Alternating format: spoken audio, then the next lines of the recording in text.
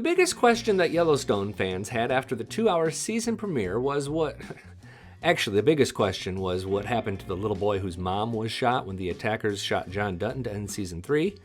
The second most asked question is where the heck did Tate and Monica go after that really harrowing scene that found him shooting and killing an intruder? We not only have answers to that, but with help from the actor that plays Monica, we can predict where that storyline is going to go from here. It was like they didn't exist through the rest of episode 1, all of episode 2, nearly all of episode 3, when finally we found Tate right here. I'm Billy Dukes, and things got real on Yellowstone this week. I mean, sure, there's always the threat of violence, but after that opening 15 minutes of the premiere, we were sort of saved the emotional tension that keeps us awake at night until Kayce and Monica have a fight that ends with her saying, "I hate you." What questions do you have about episode 3? We had a really good conversation after the premiere in the comment section below, and there were some really unique and still possible theories on who planned these attacks. I mean, after Sunday, we know, but we still don't know. Thumbs up this video if you were really moved by actor Breckin Merrill's on-screen moment. His on-screen mom sure was. But let's get to some of these theories. I'm going to take a quick 3-second pause here for those who don't want to be spoiled, and you can hop on out and...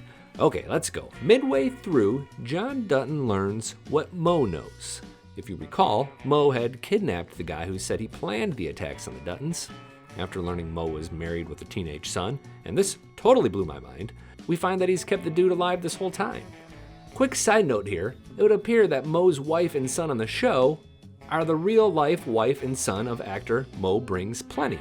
Her name's Sarah Ann. Kinda neat, right? Anyway, Mo and Rainwater bring the party planner to John Dutton, and they share with him the file of a guy who ordered the event planner to plan the attacks. You know? We know. How do you know? I could show you. You see, the event planner hired the militia, not the attacker, which totally destroys my favorite theory that Malcolm Beck is somehow back and involved. I'm gonna take the L on that one, but hey, at least I swung the bat, right? The guy's name is Riggins. That's his last name. Other than that, no one, and I mean no one, knows who he is. Maybe. All we do know is that he's in the state prison system, but that opens up a ton of possible plot lines, because who else has served prison time? Well, half the Wranglers have, especially Walker and Lloyd. Remember that Jamie's father, Randall, also served prison time. So the theory that Jamie or Jimmy's father is involved suddenly looks really, really good. The episode ends with John and the event planner having a kind of duel that sends the guy tumbling back into the canyon they call the train station. You ever wonder if the train station is based on any sort of truth? I certainly do. The revenge started during this episode, so you could probably guess that more bodies were going to be deposited in the train station soon. To contrast episode 3 with episode 1, the new massacre seemed almost poetic.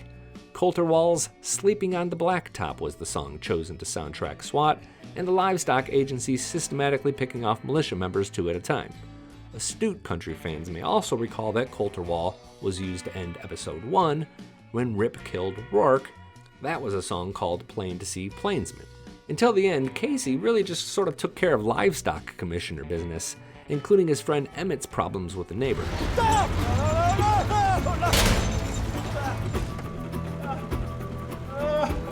I do not think that this is going to be an essential plot point of the show, nor do I think what's happening with Jimmy will be.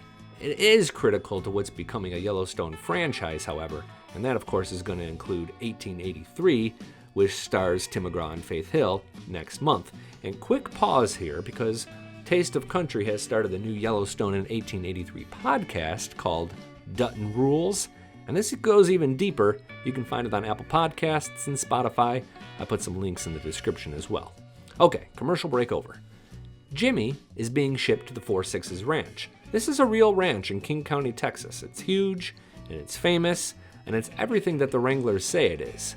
It's also currently owned by an investment group led by Taylor Sheridan.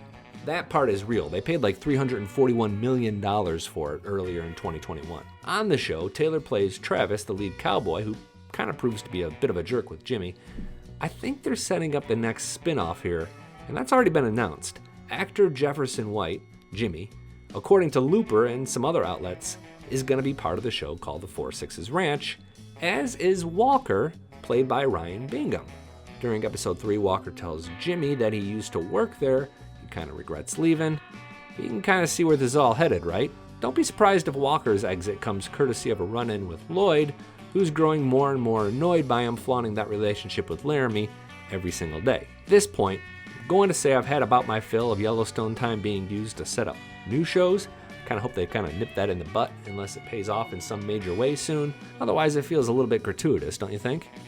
Maybe I just want to see more Rip and Beth and less high school love drama. I'm gonna breeze through Rip and Beth right now because there just wasn't a lot of action there, aside from Rip being Sequoia strong in dealing with Beth, and Beth being fooled by Carter, the little boy who's turning into a bit of a rascal. He plays her pretty good, but, it costs him. The first 2 episodes have several great Beth quotes like, "I'm the rock therapists break themselves against." This week's best Beth quote was, "Lady, you crave trouble. You just don't want resistance." Thumbs up here if you live for the Bethisms. Side note here before we get to Monica and Tate, am I the only one who's a little worried that Carter hasn't showered or changed his underwear the whole time he's been on the ranch? Maybe it's just the dad in me. Another side note, did Rip and Beth ever get married? Or is that still to come? I mean, he went through all that stuff trying to get the wedding ring from his mom. You'd think we'd have seen a ceremony, or at least they'd be talking about it. For now, Kayce is the only married Dutton. For now. He's not scared. It's you who's making him scared. Man, how real was it when Monica said she hated him? If you forgot, he goes up to the room to bring them dinner, and it's then that we learn that for over 2 months, Monica and Tate have been hiding out in the bedroom with Tate often under the bed. So this answers the question of if Tate is okay.